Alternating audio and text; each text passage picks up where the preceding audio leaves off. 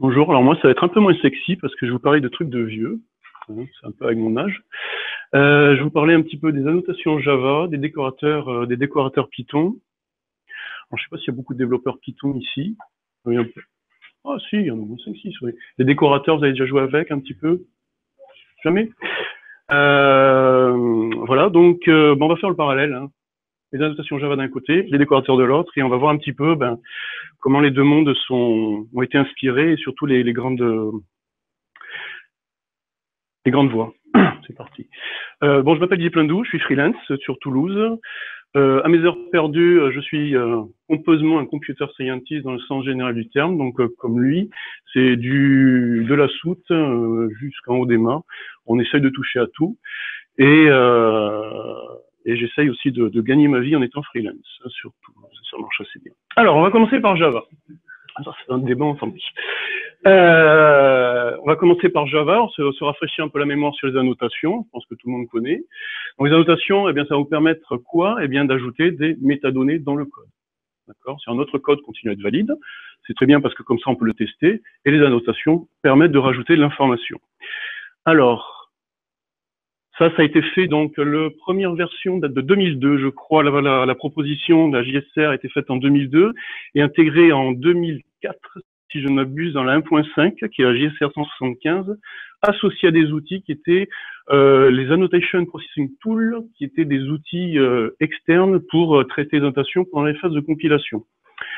Heureusement, avec la 1.6, tout ça s'était intégré grâce à la JSR donc 269 dont parlait Arnaud tout à l'heure, qui permet en fait vraiment d'avoir de bout en bout un traitement de la notation du source à la compilation et à la runtime.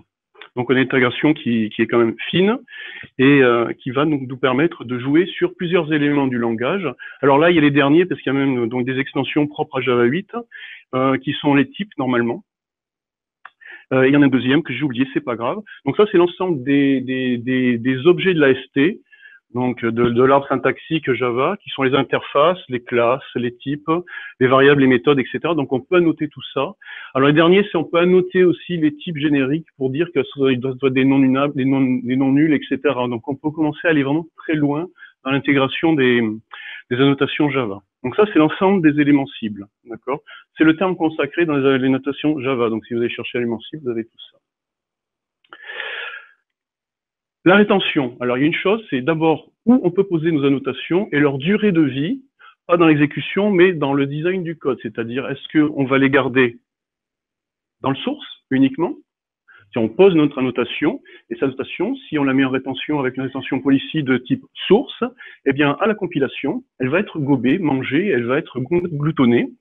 Mais grâce à la JSR 269, on peut la prendre, l'attraper, manipuler notre code Java, donc à travers ces AST, pour produire d'autres codes, ou faire du sanity check, de ce genre de choses. Donc, ces annotations, posées à la source, sont éliminées à la compilation, mais grâce à un traitement, on peut quand même les gérer.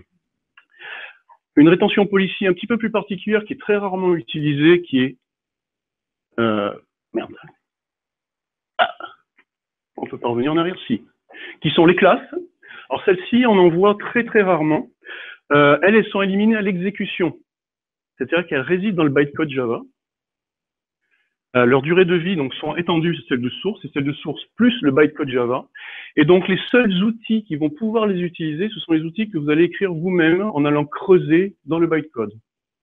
D'accord? Donc il suffit de prendre la spec, c'est pas compliqué, et on lit les fichiers. Ou alors à travers JavaP, etc. Donc il y a des outils de tooling qui font ça, qui sont des checkers, des logiciels d'analyse de code. Alors je me suis posé la question de savoir si le deprecated était traité ici ou dans la runtime, j'ai pas la réponse. Alors si quelqu'un a la réponse, ça m'intéresserait. C'est un peu technique, mais bon, c'est juste pour moi. Et le dernier pour lequel tout le monde est habitué, c'est la runtime. D'ailleurs, le deprecated est marqué en rétention type runtime, et lui, il est préservé à l'exécution. Alors ça, c'est pas mal parce que si on n'a pas envie de jouer avec la JSR 269, ça nous permet aussi d'aller creuser le code pendant la runtime et de faire de la découverte grâce à la réflexion et en piochant les informations, en essayant de tisser des informations entre différentes classes ou entre différents types de données. Voilà, donc ça, c'est grosso modo les trois grandes familles de types de rétention. Alors, en résumé, ça c'était les annotations Java. En résumé, ce qu'il faut retenir, c'est d'un côté, on a une spec. Les annotations, ce ne sont que des spécifications, c'est-à-dire qu'on met de la métadonnée. D'accord? Accolé à ces spécifications, on a des traitements qu'on va pouvoir mettre en place. Donc, on va pouvoir faire des étages de traitement, donc les modulariser. Et ces traitements peuvent être faits soit à la compilation, soit à l'exécution. Et si vous êtes un petit peu plus pointu sur les formats de fichiers, vous pouvez vous amuser aussi sur le bytecode. Donc voilà ce qu'il faut retenir sur les annotations Java. Alors maintenant, on va plonger dans le monde Python. Alors, autant Java, on avait des aspects déclaratifs, d'accord? Donc on a vraiment un aspect déclaratif et un aspect calculatoire de l'autre. En Python, on va commencer par définir des choses. On va définir, alors ça c'est le terme consacré, ce qu'ils appellent un callable. C'est un peu barbare, j'ai gardé le mot anglais parce que je ne savais pas comment l'appeler. Un callable, ça peut être une fonction que l'on va pouvoir appliquer à un argument. D'accord? Donc ça veut dire qu'on va pouvoir le réduire. La deuxième, c'est une classe. Il faut savoir que Python, quand on définit la classe, si vous utilisez le nom de la classe, il faut le voir comme une fonction. C'est-à-dire que vous pouvez l'appliquer à des paramètres et ça va vous construire un objet qui va être instance de cette classe. Mais la classe, vous pouvez vous la trimballer, le nom de la classe, vous pouvez la trimballer comme une fonction. Donc, il faut le voir aussi comme une application. D'accord? La troisième chose, c'est la méthode. La méthode d'une classe, on va pouvoir l'appliquer sur des arguments. Si ce n'est qu'il y a un argument qui est particulier, qui est self, c'est moi-même, c'est l'instance de cette classe qui fait partie des paramètres. Donc Python, elle est explicite, hein, elle apparaît en premier rang des arguments, et on assez souvent, par convention, on l'appelle self. Ou this, si vous voulez, mais self, c'est vraiment tout le monde l'appelle self. Et le dernier, un petit peu plus particulier, qui est l'instance. Et en fait, une instance va être dite callable si cette instance a une méthode qui s'appelle underscore underscore call underscore underscore. C'est une convention. Donc, à ce niveau-là, on se retrouve donc aussi avec un callable qu'on va pouvoir réduire. C'est-à-dire que le call, si vous êtes habitué à ce cas-là, ça va vous rappeler le apply. D'accord? Donc, quand vous allez créer une instance d'une classe qui a une méthode qui s'appelle call, vous pourrez l'appliquer directement sur un argument sans faire apparaître le moindre appel de méthode. Au même titre que donc que l'apply de Scala. Alors, les éléments cibles. Il n'y a pas de terme consacré chez Python. Les éléments cibles, eh bien, ils sont au nombre de 3. C'est les fonctions, les classes ou les méthodes. C'est-à-dire qu'on va pouvoir mettre décorer une fonction, décorer une classe, au même titre que Java, ou une méthode en général.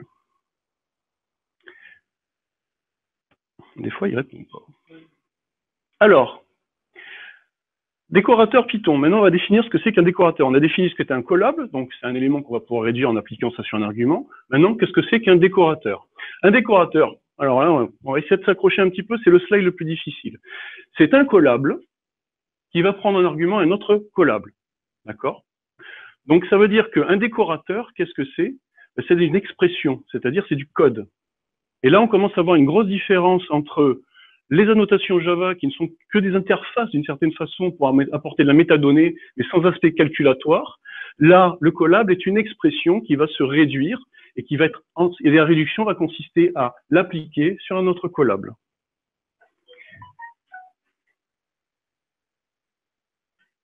Quand il veut. On va passer à la main, ça ira plus vite. Donc, pour faire simple, un callable, un décorateur, c'est une fonction qui prend un callable et qui retourne un callable. Tout simplement. Alors, pour se faire plaisir, c'est une fonction dite d'ordre supérieur. Donc, elle manipule les fonctions. Et alors, si on est capable d'avoir des callables de callables, eh bien, on va pouvoir peut-être les combiner. Alors là, je vais faire une petite parenthèse. Quand on écrit des annotations en Java, on ne se soucie pas de l'ordre des annotations, l'ordre d'écriture. D'accord? On va les écrire, l'ordre n'a pas de sens. N'a pas d'impact, d'accord? Ce n'est que de la métadonnée. Il n'y a pas de collision possible. C'est totalement orthogonal. Chaque annotation arrive avec ses informations et on va pouvoir en récupérer quand on va creuser la donnée, l'ensemble des annotations qui seront rattachées au nœud annoté. Comme ce sont des fonctions en Python, eh bien, il va falloir faire attention. Pas d'effet de bord. On va essayer de faire des annotations qui soient les plus indépendantes possibles. Pourquoi? Parce que si on veut que nos annotations puissent être utilisées de manière simple, donc les décorateurs, pardon, puissent être utilisés de manière simple, il faut que le code soit isolé, propre, et qu'il n'y ait pas de collision entre deux décorateurs. C'est-à-dire qu'il n'y a pas un décorateur qui ait besoin d'un des décorateurs par des effets de bord sordides. D'accord? Donc ça, il faut l'oublier. Donc, pour en arriver à la conclusion qui est, si vous avez un décorateur, une fonction de composition, on dit interne, puisqu'elle est dans les collables, qui est associative et commutative, et si vous arrivez donc à développer tous vos décorateurs en pensant à ça, eh bien vous avez gagné, vous avez probablement un monoïde commutatif. Alors pourquoi je parle de ça? Parce que ce sont des règles de développement qui vous permettent de garantir des propriétés sur votre langage et sur vos librairies. C'est très important. C'est pompeux peut-être, mais essayez de garder à l'esprit que ce que vous faites, eh bien vous manipulez des fonctions, évitez les collisions, parce que les gens qui vont les utiliser vont pas se soucier de l'ordre d'écriture des décorateurs. Ils vont les écrire et théoriquement, ça doit marcher. Donc, le développement doit faire en sorte que, eh bien, ça réponde à ces règles-là. Et donc, derrière, il y a un objet mathématique, donc il y a une structure algébrique qui permet de répondre à ça. On va passer à des choses un peu plus de code. Eh bien, un premier décorateur, eh bien, consisterait à dire, eh bien, je vais définir une fonction tracée. Donc là, je suis en train de définir un collable, hein, qui, quand je vais l'appeler, il va faire un print. Je fais un print, donc il va dire, ma trace est active, et je retourne la fonction f. Donc j'ai bien un collable qui prend une fonction et qui va la retourner. J'ai pas de type, donc en Python, je peux pas dire que f est un collable. Par construction, on va espérer que c'est un collable quand on va l'appliquer. Et donc cette application-là, cette ligne-là sera exécutée au moment de, alors j'ai appelé ça initialisation, mais c'est au moment de la construction du code, au moment du lancement du code. Alors là, on l'a fait, mais notre fonction f, en fait, on l'a fait que traverser. Donc, généraliste, c'est plus une fonction d'identité. Alors, on peut s'amuser un peu plus et dire, en fait, tracé, je vais construire une fonction qui va dire, eh bien, je vais manipuler f. Je vais, à chaque fois que je vais appeler cette fonction manipuler f, je vais faire un print qui va dire, je fais cette trace effectivement. Donc, avec toujours mon f qui est une capture, et je vais ensuite appeler, alors là, c'est vraiment des détails d'implémentation, c'est pour tous les arguments, récupérer les arguments, et les arguments de type liste associative dans Python, ça c'est du détail, dire, eh bien, je vais appeler ma fonction f sur les paramètres que je vais passer. Et au final, ma fonction tracée va retourner manipuler de f. Donc là, ce que j'ai fait, c'est dire tracer, au moment de la construction de la trace, je vais avoir cette trace qui va être active, et au moment où, à chaque fois où je vais appeler cette fonction, la fonction qui sera décorée avec tracé, eh bien, je vais exécuter ce bloc de code.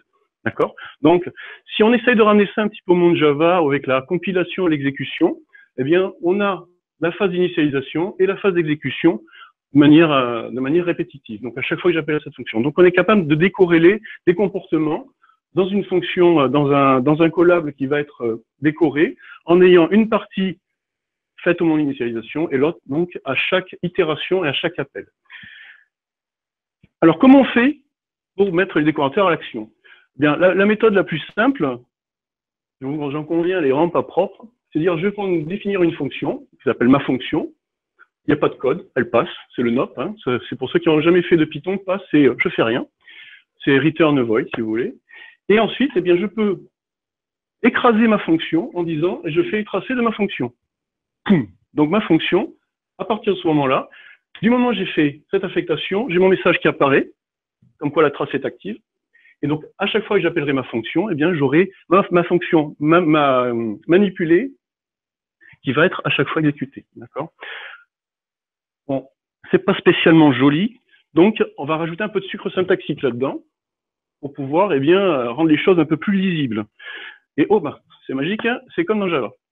Les décorateurs Python ont commencé à être spécifiés en 2003, juste après les annotations. Bon, est-ce qu'il y a une relation de cause à effet? Ça, j'en sais rien.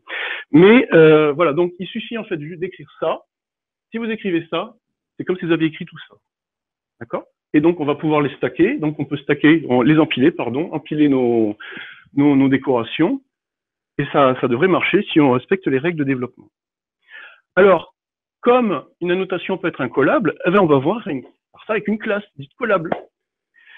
On va commencer par reprendre le même exemple que tout à l'heure, mais on va l'éclater. Donc, on a le constructeur, donc la fonction de construction, l'init, qui va nous permettre de récupérer une fonction f sur laquelle je vais appliquer tracé, qui va consister à dire j'active, donc comme tout à l'heure, on a la phase d'activation. Et comme ma classe doit être un callable, de revenir un callable, eh bien, il me faut une fonction call, dans laquelle je vais dire une erreur, il n'y a pas de F là. Normalement, c'est self. C'est il m'y a culpa. Moi aussi, j'ai des boulettes. Donc là, il faut lire self, hein, comme ici, dans laquelle il y a une fonction call qui va nous faire donc cet appel effectif à chaque fois que j'appellerai la fonction f qui a été capturée par tracé. D'accord? Donc c'est la même chose que l'exemple de tout à l'heure, sauf que là, on a vraiment deux définitions bien éclatées avec une classe derrière. Et de la même façon, donc l'initialisation et les exécutions procèdent de la même façon. Donc c'est vraiment très similaire dans la structuration et la représentation. Là, eh bien, de la même façon, eh bien, je vais écrire ma fonction. Eh bien, pour la noter, que ce soit une classe ou pas, ça sera pareil. Je vais faire tracer 2. Je sais plus ce que j'ai après, donc c'est pour ça que j'ai un problème. Alors là, il y a un, voilà, c'est bon. Là, il me reste 3 minutes. Oui. Il va falloir vous entendre. Donc là, en fait, ce qu'on a vu jusqu'à maintenant, c'est des décorateurs, mais enfin bon, c'est juste un nom. Il n'y a pas de contexte apporté.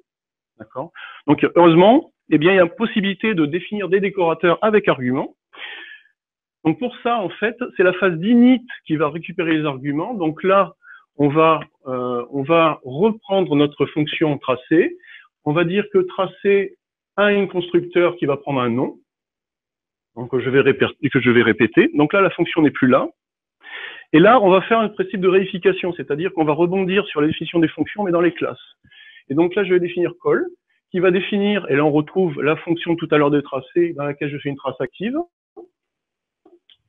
Donc j'ai vraiment l'initialisation, la définition du premier call, et évidemment, je peux faire comme tout à l'heure, c'est je peux empiler encore le manipule à l'intérieur, et donc là je me retrouve avec 3 étapes. La première qui consiste à dire, je construis mon décorateur, je l'applique, et j'appelle la fonction décorée. D'accord? Donc là, on se rend compte qu'on peut vraiment éclater et rajouter pas mal d'étages en termes d'exécution.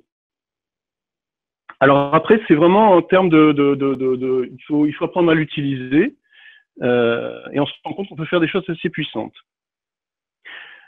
Comment on va l'appeler? Alors si je reprends la fonction initiale de tout à l'heure qui est considérée ma fonction, on peut reprendre la même définition qui dit je vais appeler tracé de ma fonction.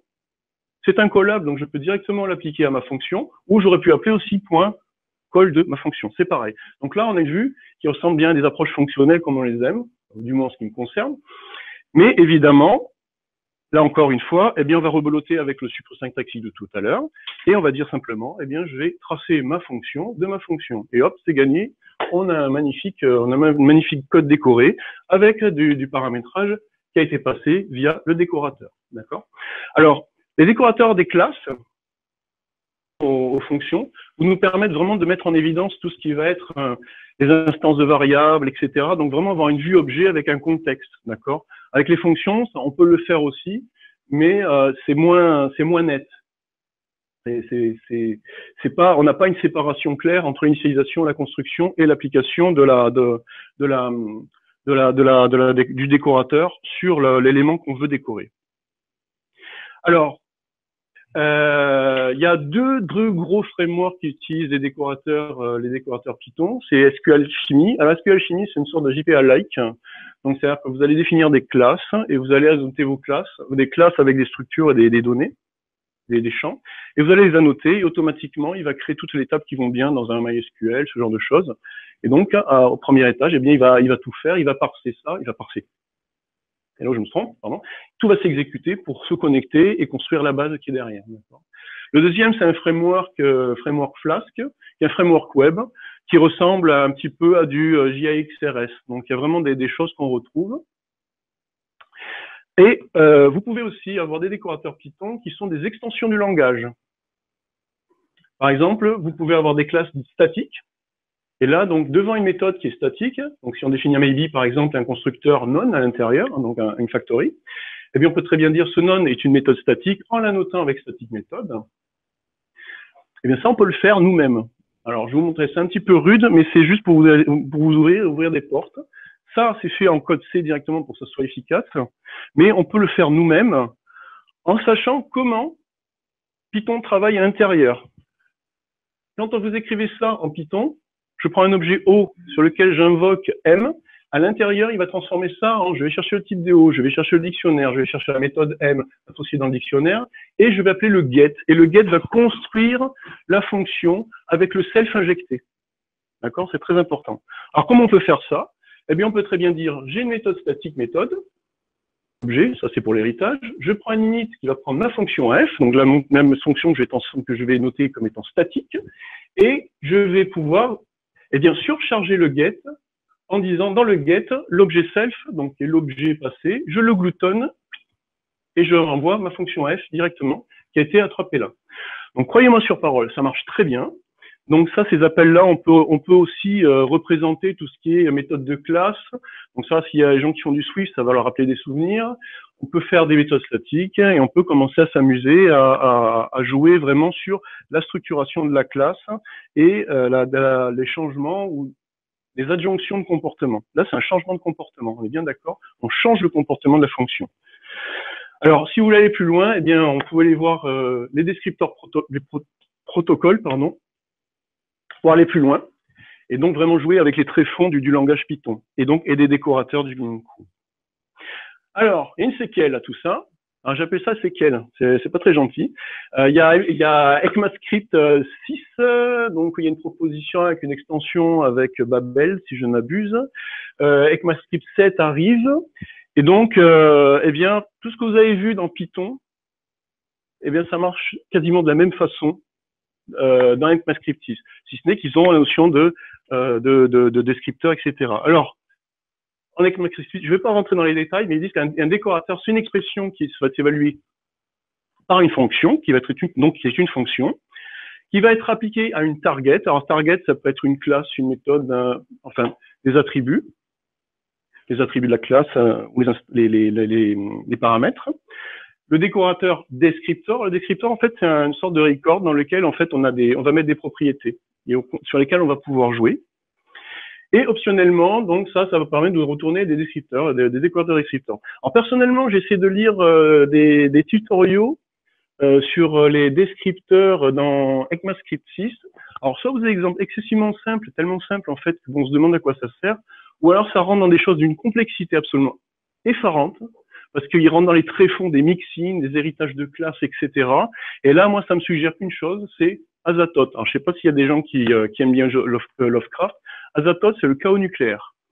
C'est-à-dire que j'ai l'impression qu'encore une fois, l'écosystème JavaScript aime bien faire les choses toujours un petit peu plus compliquées que les autres, c'est pas possible. Donc on essaye de complexifier les choses et c'est pas simple à suivre. Honnêtement, c'est pas simple. Autant les notations Java sont très simples, celles de Python commencent à être un petit peu plus musclées, mais en celles de JavaScript, j'avoue que j'ai un peu nagé.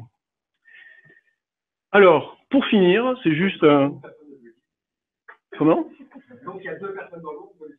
Non, je pense pas. Mais le problème, c'est les exemples qui sont choisis sont pas suffisamment parlants à mon sens. Hein. On va espérer qu'ils soient un petit peu plus, qu'il y ait un peu plus de prosélytisme dans ce sens-là, parce que sinon il va y avoir des problèmes. Sachant que tout le monde les utilise, hein, mais si on veut définir nos propres descripteurs, c'est pas simple. Alors d'un côté, on a vu donc Java, qui est une interface qui va permettre d'annoter du code, et donc on a du traitement associé, mais qui est à l'extérieur. Il n'y a pas une liaison forte entre annotation et traitement. Et de l'autre côté, donc, on a vu Python, qui sont plutôt des expressions avec les collables, des décorations qui vont consister donc à faire des applications de fonctions sur des éléments collables, et tout ça donc va se faire via l'exécution. Donc on a vraiment 2 approches différentes. D'un côté, description, donc plus déclaratif, et de l'autre, plus programmation. Le fameux triptyque, soit c'est de la donnée, soit c'est un programme. À vous de choisir. Voilà, c'est tout. Merci.